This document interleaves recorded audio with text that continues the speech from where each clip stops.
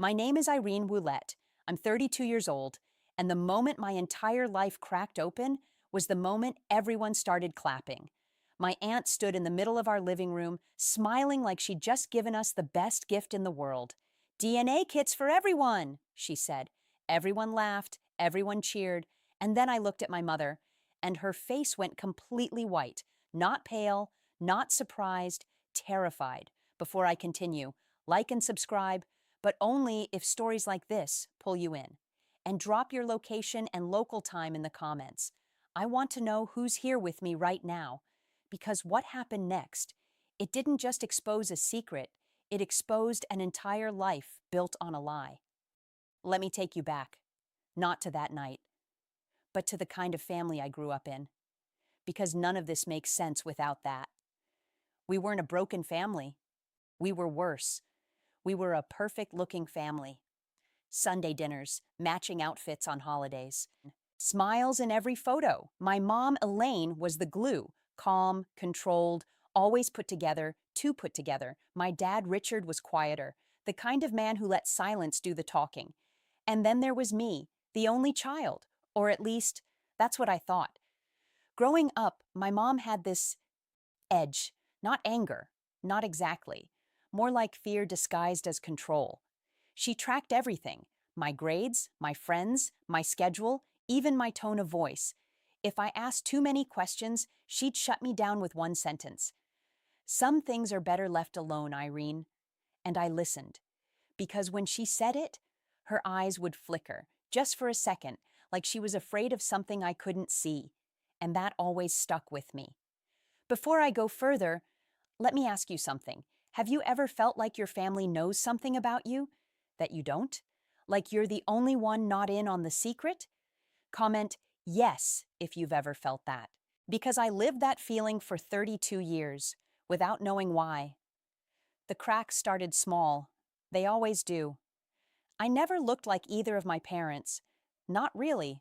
Dark hair, sure, but different eyes, different bone structure. Even strangers would say it. Oh, she must take after someone else. And my mom would laugh. Too quickly, too sharply.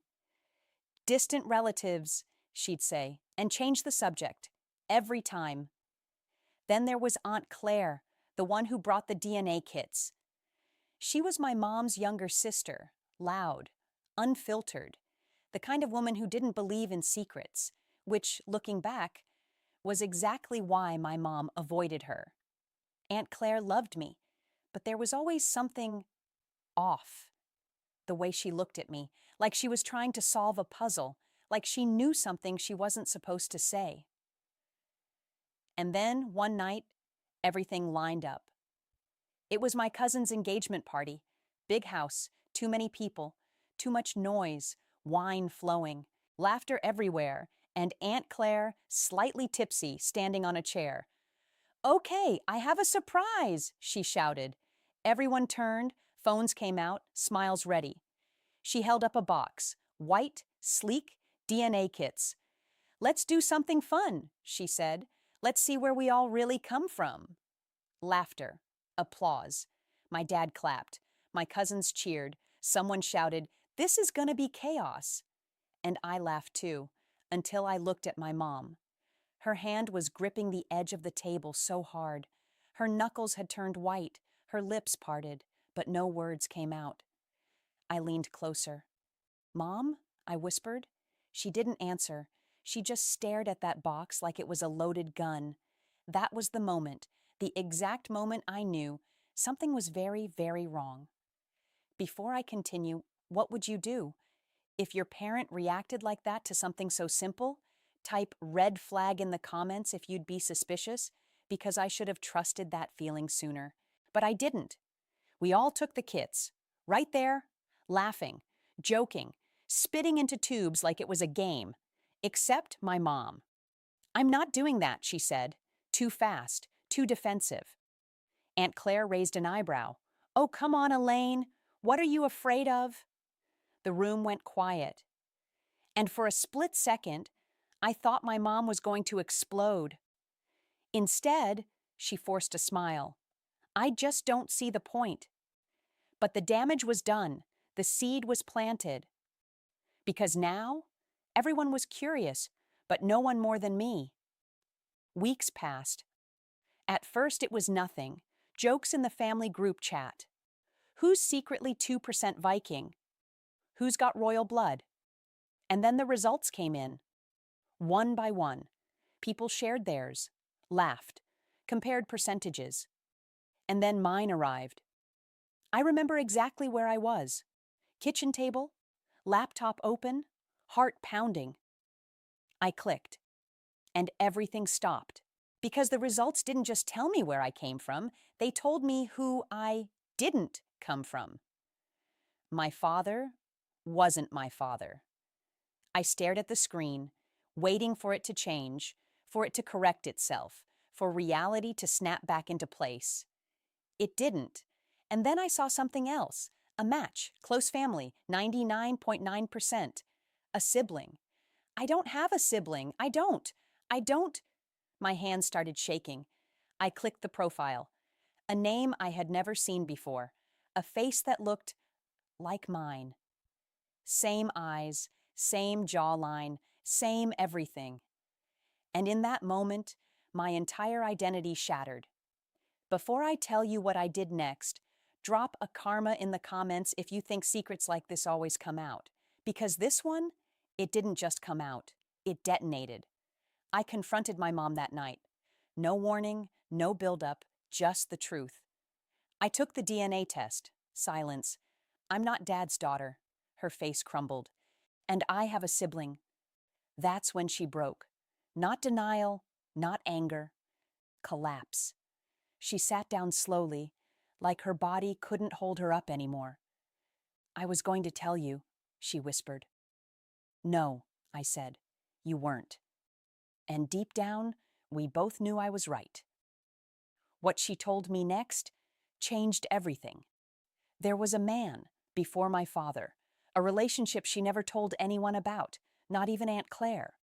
It ended badly, messy, complicated. And when she found out she was pregnant, she ran. Started over, met my dad, told him the baby was his. And he believed her for 32 years. But that wasn't the worst part. You said I have a sibling, I said, my voice shaking. She nodded, tears falling now. I had twins. The room spun. You gave one away? I whispered. She didn't answer. She didn't have to.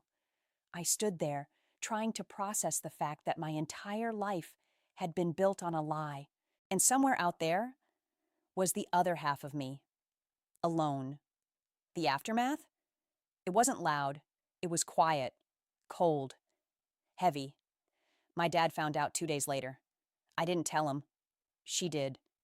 And the look on his face when he came to see me, I'll never forget it.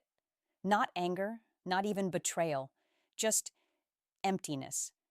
I raised you, he said, voice breaking. You're my daughter.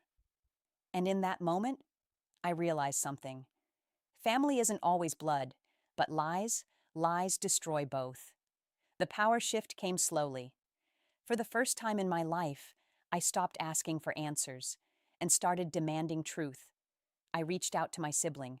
Her name is Lila. She lives 3 states away. And when we finally spoke, it wasn't dramatic, it wasn't cinematic, it was quiet. 2 strangers trying to recognize themselves in each other. Same laugh, same pauses, same way of thinking. We weren't strangers, we were separated.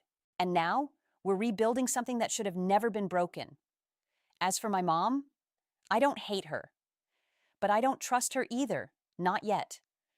Because trust isn't rebuilt with tears, it's rebuilt with time. And she has a lifetime of truth to prove.